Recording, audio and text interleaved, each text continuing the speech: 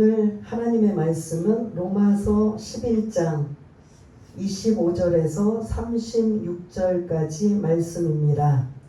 제 성경으로는 신약성경 256쪽에 있는 로마서 11장 25절에서 36절까지 말씀을 우리 다 찾으신 줄 알고 25절부터 함께 마지막 절까지 함께 읽겠습니다. 시작. 형제들아, 너희가 스스로 지혜 있다 하면서 이 신비를 너희가 모르기를 내가 원하지 아니하노니, 이 신비는 이방인의 충만한 수가 들어오기까지 이스라엘의 더러는 우둔하게 된 것이라. 그리하여 온 이스라엘이 구원을 받으리라 기록된 바, 구원자가 시온에서 오사 야곱에게서 경건하지 않은 것을 돌이키시겠고, 내가 그들의 죄를 없이 할 때에 그들에게 이루어질 내 언약이 이것이라 함과 같으니라. 복음으로 하면 그들이 너희로 말미암아 원수된 자요, 택하심으로 하면 조상들로 말미암아 사랑을 입은 자라. 하나님의 은사와 부르심에는 후회하심이 없느니라. 너희가 전에는 하나님께 순종하지 아니하더니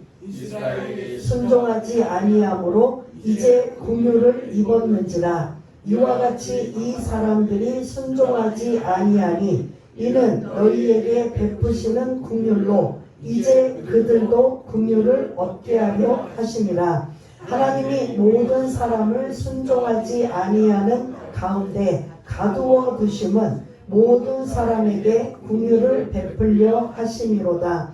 깊도다 하나님의 지혜와 지식의 풍성함이요, 그의 판단은 헤아리지 못할 것이며 그의 길은 찾지 못할 것이로다. 누가 주의 마음을 알았느냐? 누가 그의 모사가 되었느냐? 누가 주께 먼저 드려서 갚으심을 받겠느냐? 이는 만물이 주에게서 나오고 주로 말미암고 주에게로 돌아갑니다. 그에게 영광이 세세에 있을지어다. 아멘. 오늘 말씀 제목 구원의 신비라는 말씀을 가지고 함께 은혜를 나누려고 합니다. 드디어 여러분들이 어렵다고 하는 이론편, 교리적인 면은 오늘 이제 마지막입니다. 그래서 로마서 16장까지의 말씀이 1장부터 11장까지는 왜 구원이 필요한가라는 이러한 이론적인 교리적인 말씀을 우리가 이제 오늘 마무리하고, 이제 12장부터는 그렇게 구원받은 우리들이 어떻게 살아야 되는가라는 이러한 삶의 이러한 그런 지침서가 이어져 나옵니다. 그래서 오늘은 이제 어떻게 보면 그런 이론적인 마무리 부분을 구원의 신비라는 말씀을 가지고 함께 은혜를 나누려고 합니다. 사도 바울은 이방인들에게 복음을 전하는 복음의 사도입니다. 그가 이방인들이 많은 주께로 돌아올 때마다 늘 안타까운 건 누구에 대한 안타까움이었죠? 이스라엘. 자기 동족 그런 유대인, 즉 이스라엘에 대한 복음을 거부하는 그들에 대해서 늘 안타까움을 갖고 있는 걸 볼 수가 있습니다. 그래서 9장 1절에 보면 늘 그에게는 큰 근심과 그리고 말할 수 없는 고통을 늘 가지고 있어서, 내가 내 그런 이스라엘, 내 동족 유대인이 복음만 받아들인다면 나는 차라리 저주받아도 될 정도로 그렇게 간절함을 갖고 있는 이러한 그 사도 바울의 마음을 우리가 이미 살펴보았습니다. 그러면 오늘 이 본문의 25절부터 36절까지 말씀은 어떻게 이스라엘이 구원을 받는가, 이런 것에 대한 어떻게 보면 이제 마무리 말씀이라고 볼 수가 있습니다. 우리가 9장, 10장, 11장 이 세 장에 걸쳐서 이스라엘이 유대인의 구원과 이스라엘의 구원에 관한 말씀을 우리가 계속 나누었는데, 오늘 말씀, 그러면 이스라엘은 어떻게 구원을 받는가? 이게 이제 하나님의 신비, 구원의 신비라는 소리예요. 하나님의 우리가 알지 못하는 하나님의 그 구원의 신비를 누구에게 알려주신 거예요? 사도 바울에게 알려준 거죠. 그래서 그 사도 바울이 이제 우리 모두에게 그런 깨닫게 하는 이러한 말씀입니다. 얼마나 사도 바울이 그렇게 1차 선교, 2차 선교, 3차 선교 이방인들에게 복음을 전할 때마다 늘 그는 자기 동족을 늘 안타까워하는 마음으로 그 이방 지역을 가는 곳곳마다 어디부터 들렸지요? 회당부터 들렸습니다. 예, 지금까지 잘 따라와 주셔서 감사하고요. 회당에 들려서 회당에는 누가 모여 있는 곳이에요? 자기 동족 유대인들이 모여 사는 곳이에요. 그러기 때문에 그곳에서 복음을 거부하든 거부하지 않든 일단은 1차적으로 회당에 가서 복음을 전하고 그 다음에 이방인들에게 복음을 전하는 늘 동족의 그런 구원에 대한 열망과 열심, 마치 우리가 남들은 전도를 해서 주께로 인도하는데 정작 내 가족, 내 사랑하는 가족은 구원받지 못하고 복음을 거부하는 이러한 안타까움이 마치 사도 바울이 자기 동족 이스라엘의 그런 복음을 거부하는 안타까움을 늘 기도하며 하나님 앞에 간구했던 그 간구를 하나님께서 사실은 알려주셨다는 거죠. 지금 이 사도 바울이 이 복음서는 이 말씀은 누구에게 지금 쓴 거예요? 이방인들, 유대인들에게? 아니면 이방인에게? 예?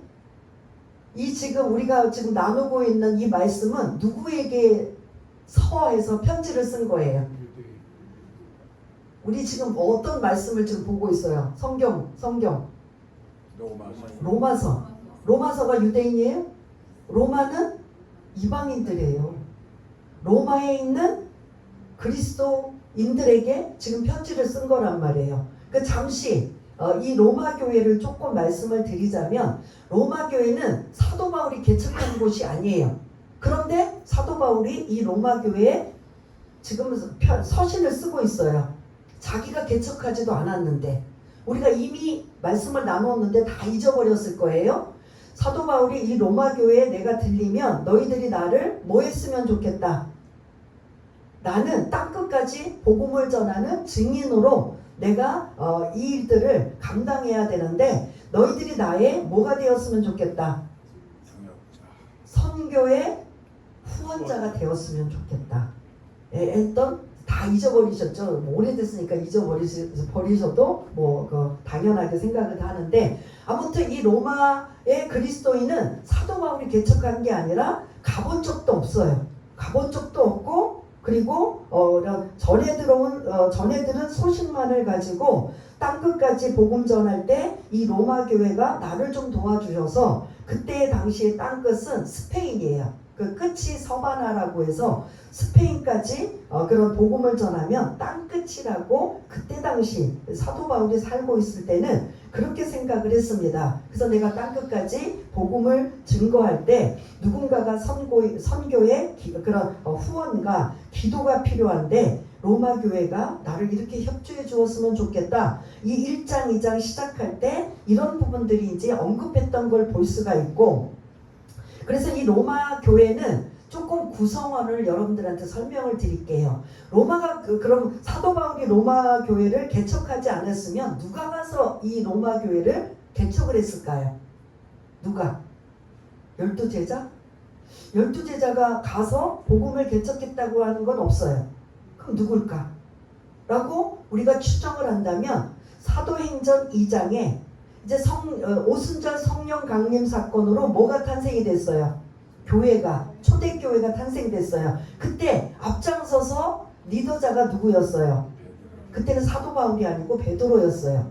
베드로가 중심으로 해서 성령 충만을 받아 그들이 오순절 성령 강림으로 그 마가의 다락방에 120명이 모여서 그냥 방언으로 기도하고 성령의 충만함이 밖에서 들릴 때는 그들이 저들은 뭐 하고 있다라고 생각했다고 했어요. 생각들 나세요?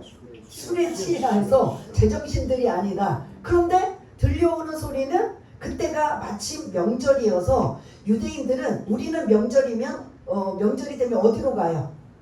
고향집을 가잖아요. 부모님이 계시거나 고향집. 그러나 유대인들은 명절이 되면 다 어디로 모인다?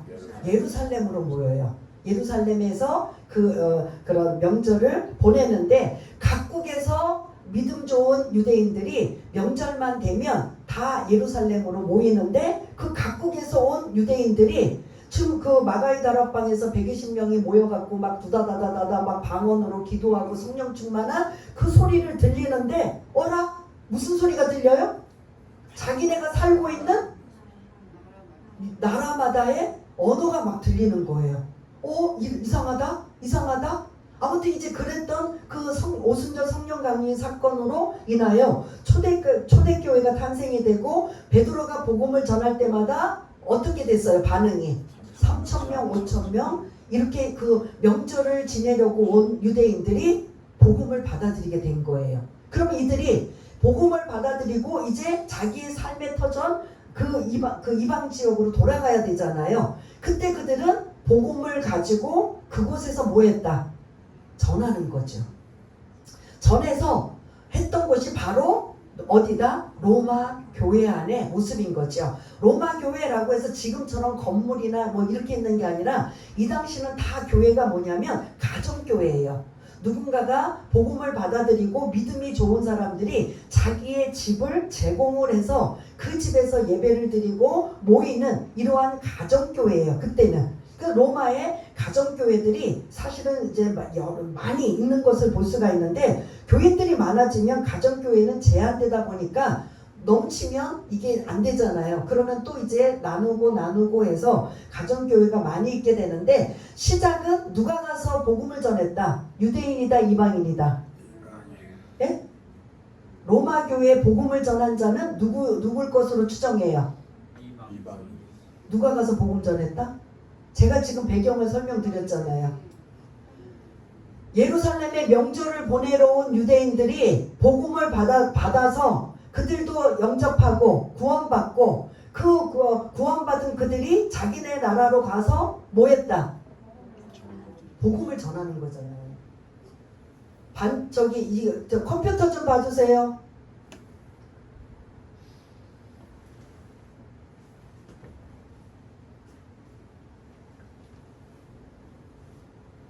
그래서 다시 말씀, 로마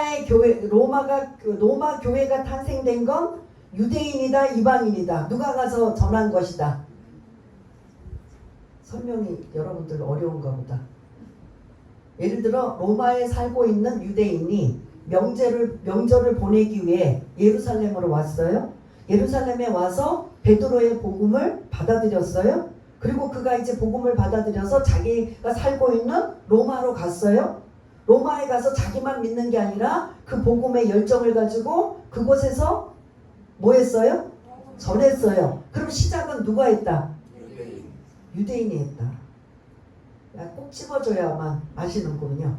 아무튼 로마 교회는 그래서 누구로 처음에 구성이 되었다?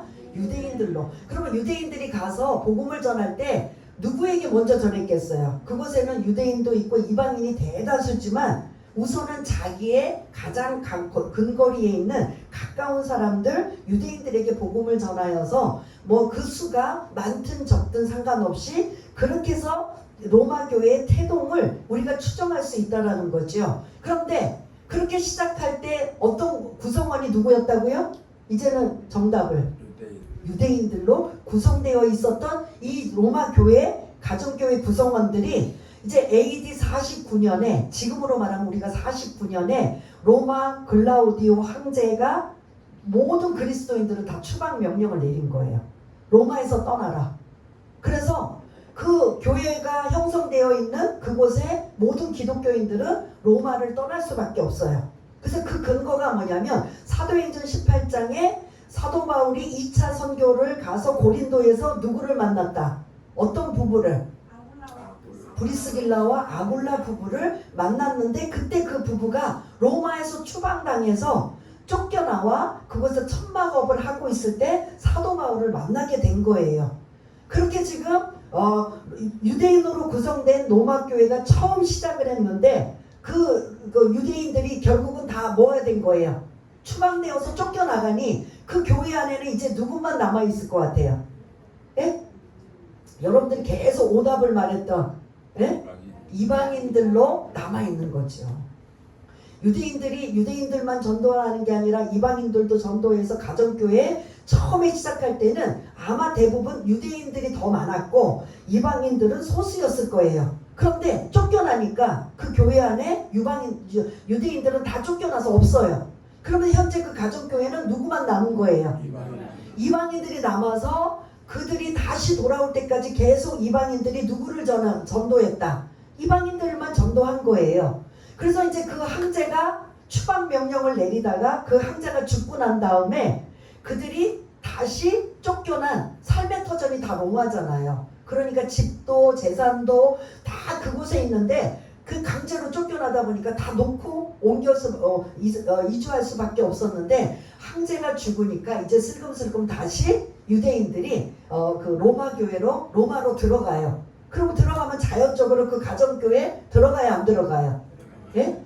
그러기를 한 10년 미만 정도 된 거예요. 그럴 때 들어와 봤더니 이미 유대인들이 이제 그곳에 원래 시작한 그 터에 이방인들이 지금 많이 구성되어 있어요. 그러다 보니까 이방인과 유대인의 구성원이 그때 이제 다시 돌아왔을 때는 누가 더 많을 것 같아요? 예? 제 설명 좀 잘 들으시고 집중하시고. 예? 이방인의 수가 많을 것 같아요? 유대인의 수가 많을 것 같아요?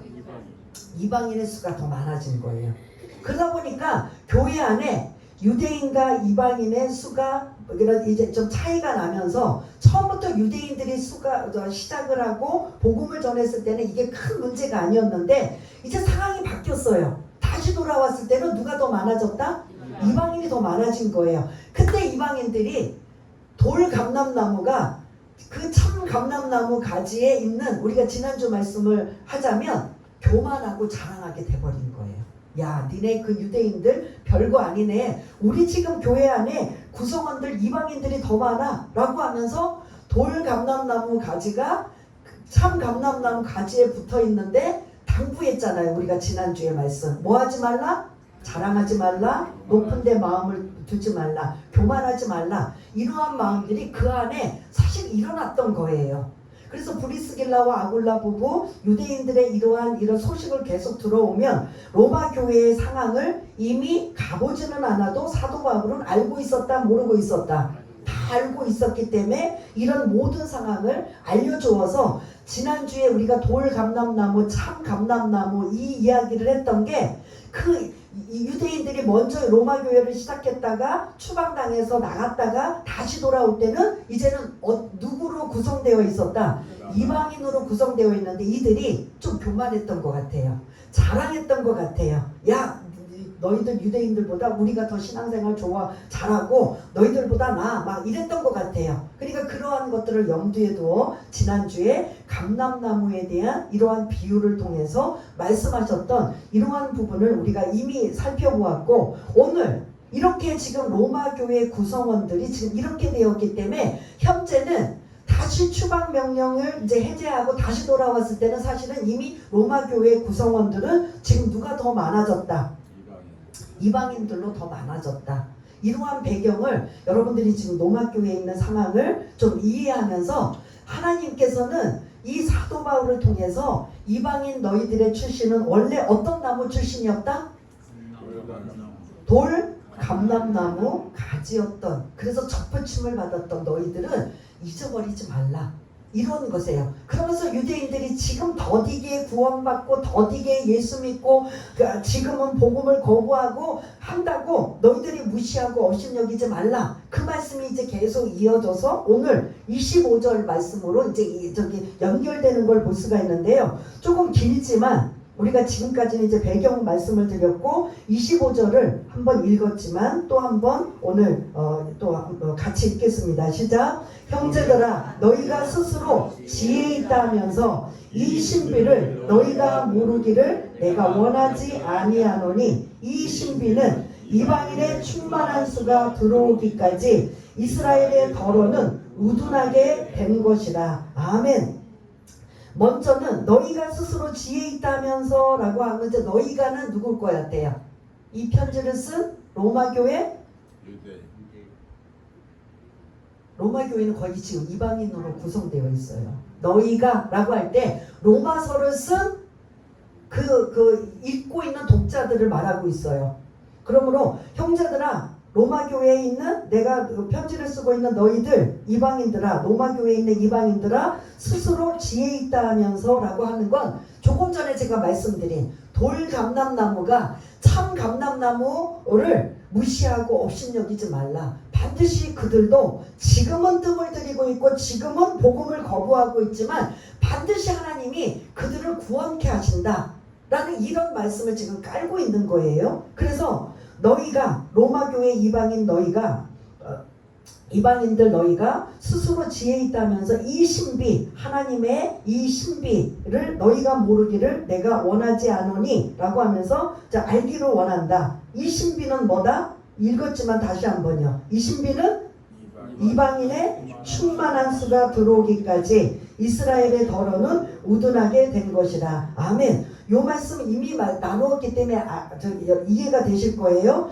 하나님의 그런 계획은 당신이 누구를 선택하셨어요? 이스라엘을, 유대인을 선택하셨어요. 이스라엘을 선택하셔서 그들에게 복을 주시고 8개의 특권, 예배와 영광과 언약과 약속과 자녀됨과 양자됨과 뭐 그리스도를 거기서 태어나게 하시는 여러 가지 그런 은혜와 특권을 이스라엘에게 주시고 그들에게 복을 받으면서 이방인에게 뭐 하도록?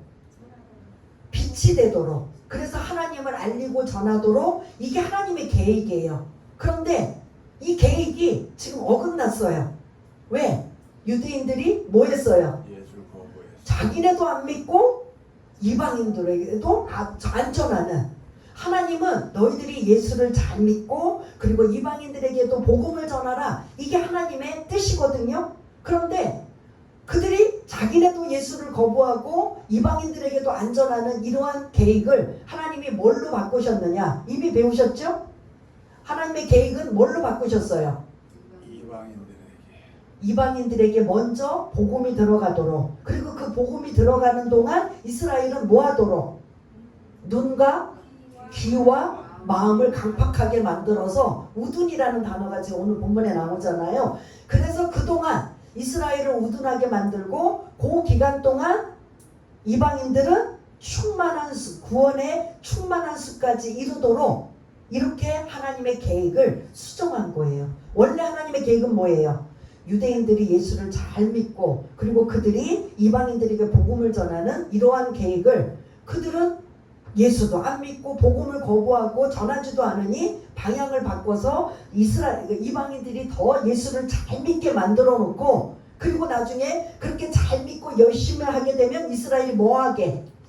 식이 나게. 예, 잘 따라와 주셔서 감사합니다. 그게 이제 우리가 지난주까지 말씀 나눴잖아요. 식이 나도록 이거 우리가 지금 이렇게 열심히 믿는 거잖아요. 제가 말씀드린 지금 우리 여목사님들의 목회자 그룹과 그리고 고등학생 그룹이 지금도 이제 중동 전쟁이 지금 다시 또 일어나고 있음에도 불구하고 그 이스라엘에 가서 예수 믿으세요 하고 찬양하고 영광 돌리며 그들에게 그 예수와 하면서 이스라엘 사람들에게 이방인 우리들이 그곳에 가서 열심히 전도하는 이러한 걸 보고 이스라엘 사람들이 뭐라고 하겠어요? 예? 그게 이제 계속 쌓여지면 어떤 단어? 식이 나게 할 정도. 그들이 시기로 이제는 결국 뭐 하게 된다? 예수를 받아들이게 될 것이다. 이게 하나님의 구원의 그런 계획이고 그게 신비라는 소리예요.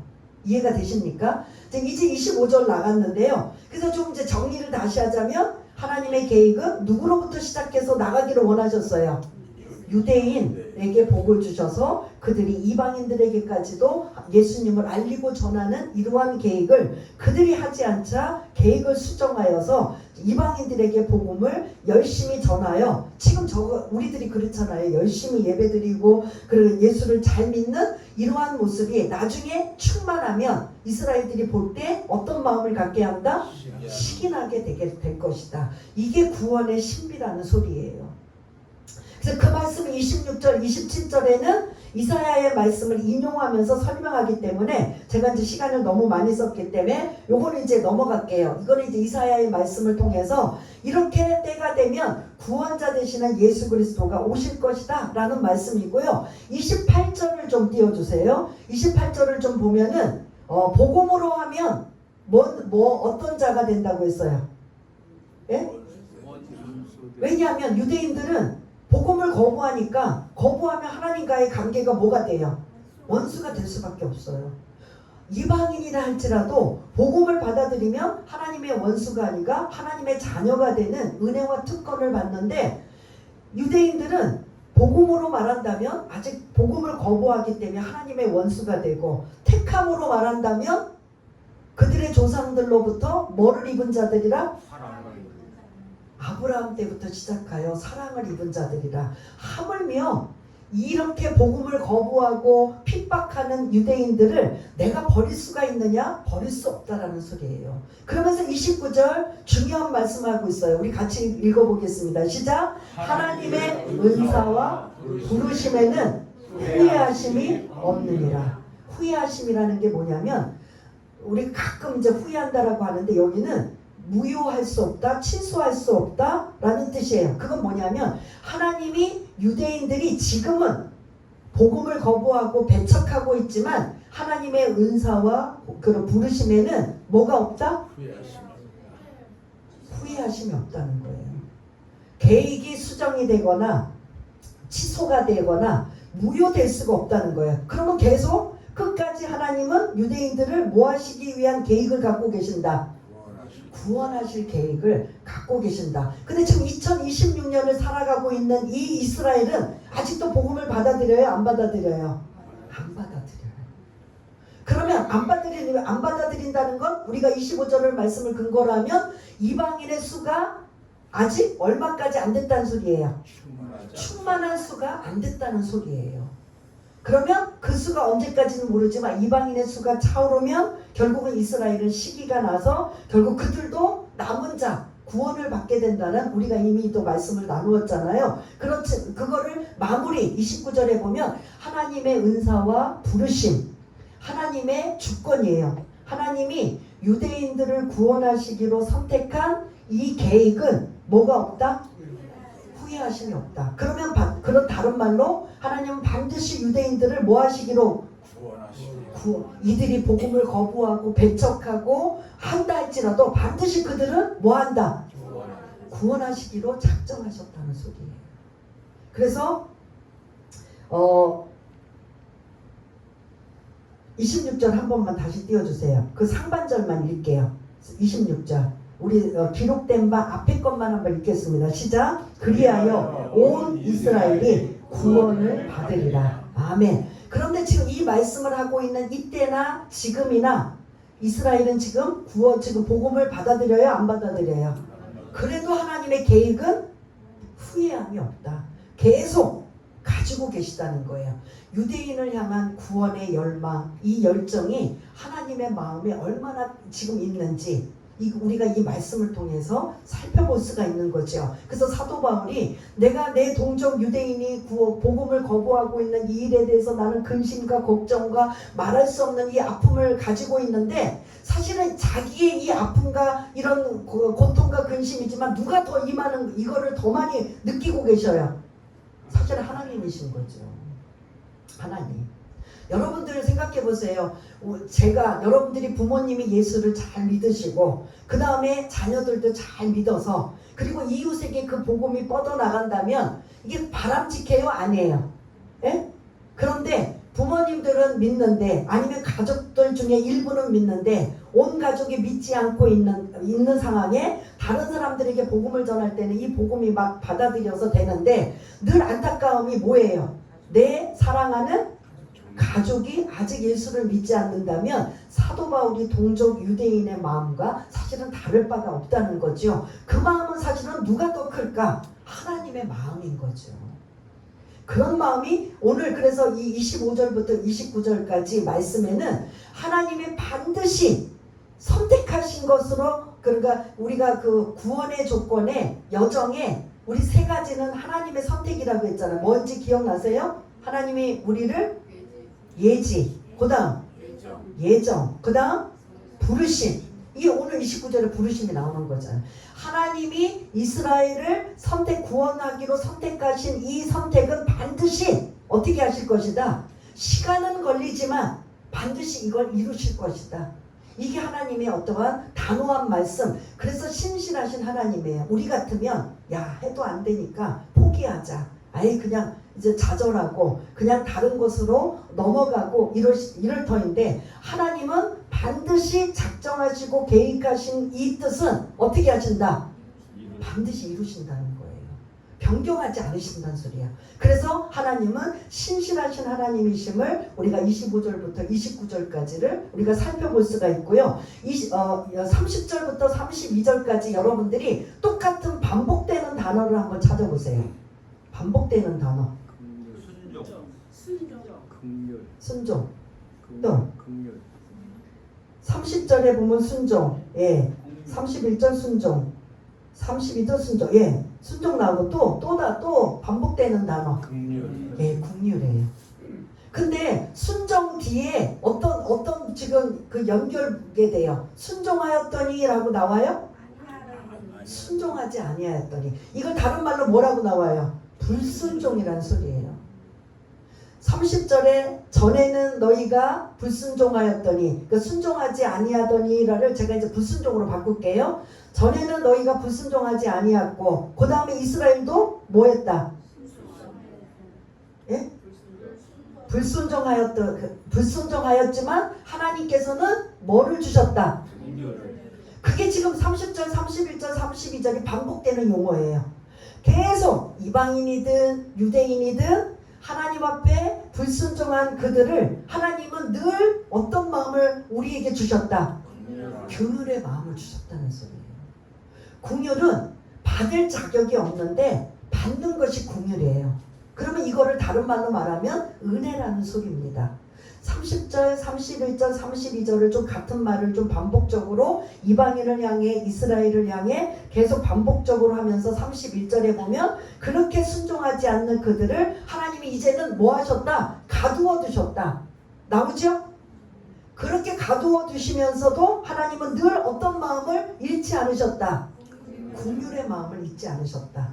그게 하나님의 은혜라는 소리예요. 우리가 늘 여러분들이 잊어버리지 마셔야 될 거는 은혜를 잊어버리시면 안 되는 거죠.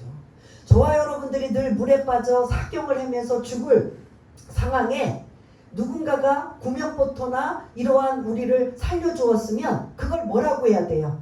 은혜잖아요.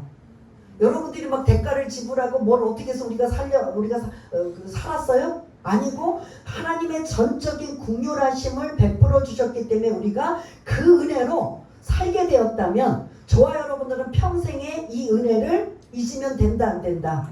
안 된다는 소리예요. 그래서 30절부터 31절까지는 하나님의 은혜가 우리에게 얼마나 유대인뿐만 아니라 이방인에게까지도 똑같은 긍휼이라는 단어를 쓰면서 임하고 있는 이 지금 31절까지 32절까지 이 말씀 25절부터 32절 아니면 넓게는 9장 10장 11장 32절까지의 말씀을 통틀어서 아하 하나님은 이스라엘을 어떻게 하실 것이다? 구원하실 것이다. 그러나 시간은 걸리는 거죠. 그 시간이 언제인 줄 아세요? 사도 바울이 지금부터 2026년까지 몇천 년이 걸린 거예요? 2000년이 걸린 거예요. 그런데도 이스라엘은 지금 뭐하고 있다? 복음을 거부하잖아요.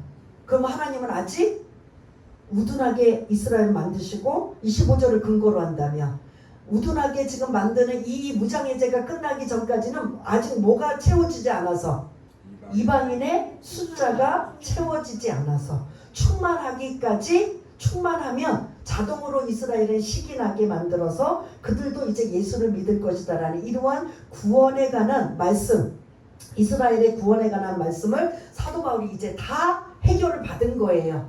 왜 내 동족 이스라엘은 구원받지 못할까? 왜 복음을 거부할까? 왜 박해할까? 사실 이거 누가 했던 거예요? 예? 사도 바울 자신이 했던 거잖아요. 다메섹 도상에서 자기가 예수 그 부활의 주님을 만나기 전까지는 자기도 똑같이 복음을 거부하고 박해하고 핍박했던 자예요. 그러니 이걸 너무나 잘 알고 있기 때문에 야 이스라엘 백성들이 모두가 다 그 사도 바울처럼 다메섹 도상에서 회심하는 그런 부활의 주님을 만나게 하시는 이렇게 하면 좋은데 그러지 못하니까 그들이 자연적으로 예수를 인격적으로 내 마음에 받아들여서 영접하여서 구원받게 하는 이 일들이 이렇게 지금 시간이 걸려요, 안 걸려요? 지금 현재 이 말씀이 지금 언제까지 지금 온 거예요? 2026년까지 온 거예요. 그럼 앞으로도 얼마나 더 갈지 몰라요. 그러나 우리가 추측할 수 있는 건 25절의 말씀. 어떤 때까지? 이방인의 수가 충만하게 채워지면 이제 그때 하나님은 이스라엘이 시기나게 만들어서 그들도 구원받게 한다는 이런 정확한 구원의 신비를 사도 바울이 깨닫고 로마서에 기록한 걸 우리들도 이제 알게 된 거예요. 그래서 이제는 더 이상 근심하거나 고통하지 않고 이 비밀을, 하나님의 비밀을 알게 되니 33절부터 36절까지 이 마무리는 하나님을 찬양하고 영광 돌리는 거야. 아하, 하나님 뜻이 이거였구나. 하나님의 뜻을 모를 때는 막 답답했어요. 막막했어요. 도대체 이게, 우리도 그렇잖아요. 우리가 이 신상에 여러분들의 개인적인 기도 제목이나 고민들이 있을 때 고민이 해결될 때까지는 답답하고 막막해요, 안 해요? 예? 여러분들의 문제가 생기면 해결을 받을 때까지. 그래서 그 문제를 하나님 앞에 엎드려 기도하면서도 응답받을 때까지는 도대체 이 일이 어떻게 해결을 받을 것이고 이 일이 어떻게 이루어질까 궁금하잖아요. 그게 바로 사도 바울이었어요. 그런데 하나님께서 구약의 말씀을 가지고 깨닫게 하시고 알게 해서 이 로마서를 기록하며 유대인들의 구원은 이렇게 될 것이고 이방인들의 구원은 이렇게 될 것이다라는 걸 쭉 알려주고 나니까 이제 그 궁금증이 사도 바울이 다 해결이 된 거예요. 그러면서 33절부터 36절까지는 하나님을 뭐하게 되었다? 감사와 찬양으로 영광 돌리게 되었다. 누가 그 하나님의 깊은 뜻을 알리요? 누가 하나님의 그 깊은 마음을 알리요? 누가 하나님의 그 뜻을 우리 인간이 어떻게 알리요? 그걸 지금 사도 바울이 33절부터 쭉 기록하고 있는데 이러한 것들을 기억하면서 이거를 우리가 33절, 36절까지 읽으면서 이제 제가 마무리하겠습니다. 33절부터 길지만 다시 한번 사도 바울이 유대인의 구원과 그리고 이방인의 구원에 대한 궁금증과 이 모든 것들을 해결받아 이제 모든 것들을 이제 다시 하나님 앞에 감사와 찬양을 올려드리는 33절부터 36절까지 말씀을 우리가 다시 한번 읽겠습니다. 시작. 깊도다 하나님의 지혜와 지식의 풍성함이요 그의 판단은 헤아리지 못할 것이며 그의 길은 찾지 못할 것이로다. 누가 주의 마음을 알았느냐? 누가 그의 모사가 되었느냐? 누가 주께 먼저 드려서 갚으심을 받겠느냐? 이는 주에게서 나오고 주로 말미암고 주에게로 돌아갑니다. 그에게 영광이 세세에 있을지어다. 아멘. 예, 그렇습니다. 이 모든 그런 의문과 궁금증을 늘 사도 바울은 복음을 전하러 다닐 때마다 이해가 안 되고 답답한 마음이었는데 하나님께서 유대인들의 구원 그리고 이방인들의 구원에 대한 이런 구약의 말씀을 인용하며 알려주고 깨닫게 한 이것을 그들이 이 사도 바울이 이제 이해가 다 되고 나니까 야, 하나님의 뜻은 이렇게 깊고도 높구나. 누가 하나님의 마음을 우리가 알리요? 누가 하나님의 뜻을 우리가 알리요? 이렇게 언급하면서 마무리 36절을 언급하지요. 모든 만물, 천지 만물, 이 땅에 지은 모든 만물은 다 어디에서 나왔다고요? 주에게서 나오고 그리고 지금 진행 중도 누구를 통해서 말미암고 주를 통해서 말미암고 그리고 마무리도 누구에게로 돌아갑니다. 주에게로 돌아갑니다. 모든 것들의 시작과 진행과 완성은 다 누구다? 주님이시다. 오직 예수 그리스도시다. 그래서 지금 1장부터 11장까지는 다 뭐에 대한 말씀이냐? 구원이라는 말씀이에요. 구원에 대한 말씀. 다른 것들이 삽입이 안 돼요. 그래서 사도 바울의 이런 고민과 궁금증이 해결이 됐다면 우리도 내 사랑하는 가족과 그리고 내 사랑하는 주변에 있는 사람들이 아직 예수를 믿지 못한다면 어떻게든 여러분들은 그 마음을 변개치 마시고 그리고 포기하지 아니하시고 반전에 하나님이 이렇게도 계획을 바꾸시면서 구원케 하시는 하나님의 그 은사와 부르심에는 뭐가 없다? 후회함이 없느니라라고 29절 말씀하고 있잖아요. 하나님이 구원하시기로 작정한 자는 반드시 뭐 하신다는 소리예요? 한마디로 그 뜻을 이루신다는 소리예요. 어떻게 하시더라도 어떻게 계획을 수정하시더라도 그게 예가 이스라엘의 예잖아요. 그렇게 하시더라도 구원케 하신다라는 이게 이제 유대인과 이방인이라면 우리 개개인적으로도 마찬가지야. 그런데 우리가 거리에 나가거나 가족에게 전도할 때 이 사람이 하나님이 선택하셨는지 선택을 안 했는지 우리는 모르잖아요. 알아요, 몰라요? 모르니까 우리는 그냥 모두 다 한다 안 한다 복음을 전하는 거죠.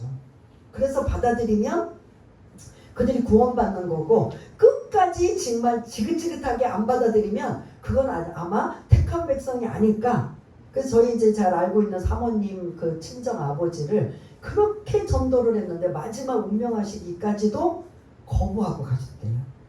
그런 분은 정말 택한 백성이 아닌가라고 할 정도로 이제 그분은 이제 그 사모님은 굉장히 아쉬움을 가지고 있는데 어떻게 됐든 복음을 받아들여서 마지막이라도 좀 그런 구원받는 턱걸이라도 구원받게 하시는 이러한 의도가 있었는데 마지막까지도 거부하고 있는 이런 사람들이 있지만 우리는 그래도 최선을 그 사모님처럼 어떻게 해야 돼요? 최선을 다해야 되는 거죠.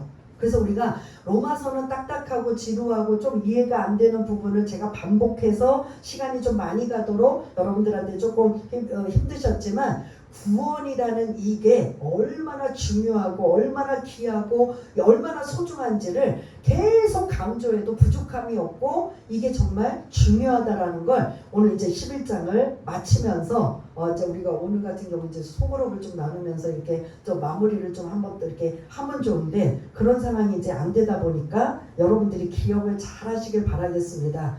구원의 신비 하나님은 이스라엘을 구원하시려고 어떻게까지도 방향을 바꾸셨다? 이방인의 충만한 수까지 채우면서 그들이 식이 나게 해서 예수를 믿게 하려는 하나님의 이 간절함, 그런 지혜와 이런 그 뜻을 우리가 알게 되니까 대신 사도 바울이 이렇게 하나님을 감사하고 찬양하는 영광을 돌리고 있는 이 말씀을 통해서 구원이라는 이 단어가 여러분들을 먼저 자신에게 얼마나 고맙고 감사하고 귀한 것을 은혜임을 잊지 마시길 바라겠습니다. 그러면서 그 잊지 않은 그 은혜를 가지고 이제는 내 사랑하는 가족과 이웃에게 전하며 알리는 이 일들이 우리가 지금 이 땅에서 해야 될 숙제라면 그 숙제를 감당할 수 있는 우리 모두가 되시기를 바라겠습니다. 그래서 우리가 잠시 이제 이 11장까지 마무리하면서 여러분들이 들으시면서 또 이런 마음의 그런 다짐과 결심과 이런 생각들을 다시 한번 붙드시기 위해서 우리 잠시 한번 반주에 맞춰서 기도하는 시간을 갖겠습니다. 다 같이 기도하겠습니다. 할렐루야. 사랑이 많으신 하나님 아버지, 하나님의 은혜로 아버지 로마서 1장부터 11장까지 아버지 하나님 마치게 해주심을 감사를 드립니다.